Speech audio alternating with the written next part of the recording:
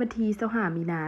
2026อยู่ที่กระทรวงป้องกันความสงบทานางพานิสาสุริยวงศาพร้อมคณะได้มอบเงินจำนวน50ล้านกีบให้กรมใหญ่การเมืองกระทรวงป้องกันความสงบเพื่อนำไปช่วยเหลือผู้ประสบภัยพิบัติทางธรรมชาติอยู่เมืองสีโคตะบองนครหลวงเวียงจันทน์ในวันที่22มีนา2026ต่างหน้ารับโดยพันเอกนิมนต์บุญวรรมาหัวหน้าองค์การกรมใหญ่การเมืองป้องกันความสงบพร้อมคณะการมอบเงินอุปถัมภ์ช่วยเหลือผู้ประสบภัยพิบัติธรรมชาติในครั้งนี้เมนแสดงให้เห็นน้ำใจเอื้อเฟื้อเผื่อเพและความเป็นห่วงเป็นใยของทานนางพานิสาสุริยวงศาพร้อมด้วยคณะที่มีต่อผู้ประสบภัยส่วนเงินอุปถัมภ์ดังกล่าวจะถูกนำไปแจกย้ายให้ถึงมือครอบครัวที่ได้รับผลกระทบอย่างทั่วถึงเพื่อช่วยฟื้นฟูการอยู่ให้กลับคืนสู่สภาพปกติโดยไว